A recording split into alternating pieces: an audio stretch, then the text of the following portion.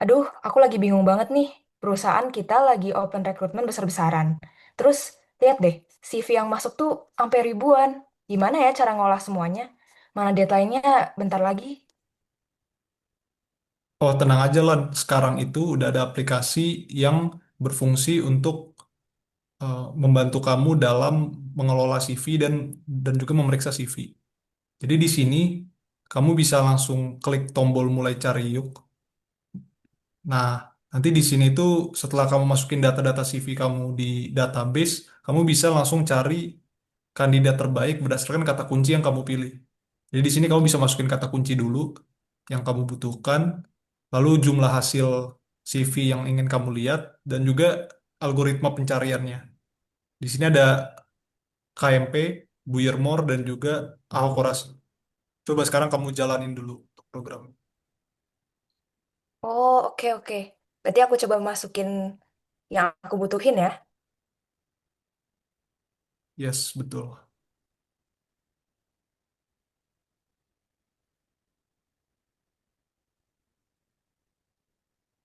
Nah, di sini nanti akan muncul data-data dengan yang sesuai dengan keyword yang kamu pilih. Nah, di sini kamu bisa lihat dari data-data profil namanya dan juga seandainya kamu tertarik, kamu bisa cek CV-nya lebih lanjut dan juga cek summary-nya.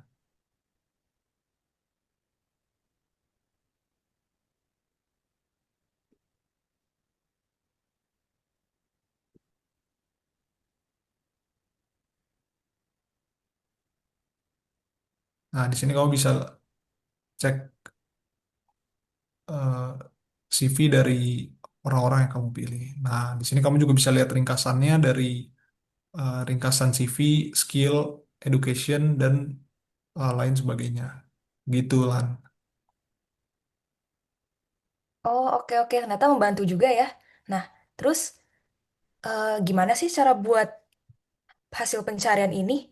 Kok kayak aplikasinya bisa tahu mana aja orang-orang yang kita butuhin dengan kata kunci tertentu? Nah, seperti yang yang sudah aku sebutkan di awal, itu di sini program ini menggunakan beberapa algoritma pattern matching, yaitu ada KMP, Buyermore, dan juga akurasi. Tetapi selain pattern matching, di sini juga ada fuzzy matching, yaitu menggunakan Levenstein algorithm. Nah, untuk KMP, BM, dan Levenstein itu akan dijelasin oleh rekan aku, Amira. Oke, jadi aku bakal ngejelasin algoritma yang digunakan buat program ini. Jadi untuk KMP, algoritma ini menggunakan compute border buat tahu kapan harus lompat saat mismatch. Jadi compute border ini membuat tabel border untuk mengetahui berapa banyak karakter yang bisa dilewatin saat terjadi mismatch. Compute border ini digunakan untuk KMP untuk tahu kapan harus lompat saat mismatch. Dan KMP ini mencocokkan pattern dalam teks. Jika karakternya cocok, maka dia akan lanjut ke depan. Dan jika semua karakter cocok, maka dia akan menyimpan posisinya. Nah, jika uh, pattern tidak cocok, maka dia akan menggunakan border tersebut untuk lompat ke posisi aman tanpa ulang dari awal. Jika tidak ada border, maka dia akan geser ke depan. Ada juga algoritma Boyer-Moore. Jadi, uh, algoritma ini menggunakan tabel posisi terakhir dalam pattern untuk jika saat mismatch, maka akan diketahui kapan sejauh mana pola bisa digeser berdasarkan posisi terakhir karakter yang tidak cocok. Nah, pencarian Boyer-Moore search ini dilakukan dengan mencari pattern, membandingkan pattern dari belakang ke depan, dan jika cocok semua, maka dia akan menyimpan posisi. Jika terjadi mismatch, maka dia akan menghitung berapa langkah geser dari tabel bed karakter. Dia akan menggunakan max satu shift agar pola selalu maju minimal selangkah. Selanjutnya ada algoritma Levenstein. Jadi Levenstein ini untuk mengukur seberapa mirip dua kata atau kalimat yang digunakan. Dia itu menghitung operasi minimum seperti insert, delete, atau ganti huruf untuk yang diperlukan untuk mengubah satu menjadi kata satu menjadi kata kedua. Dan dia akan menghitung berapa skor yang kemiripan antara kata satu dan kata dua dalam rentang 0 sampai 1. Nah, selanjutnya juga ada orasik yang akan dijelaskan oleh rekanku Asibel. Oke, jadi untuk algoritma yang ketiga, kami juga mengimplementasikan algorasik. Jadi berbeda dari dua algoritma pertama pattern matching sebelumnya, algoritma algorasik ini sangat efisien yang digunakan untuk input keyword, input beberapa keyword. Karena dalam sekali jalan run algoritma ini dapat mencocokkan beberapa string sekaligus. Algoritma ini menggunakan automata, yaitu data struktur tree yang dibentuk sebelum mencocokkan pattern, yaitu dengan membangunnya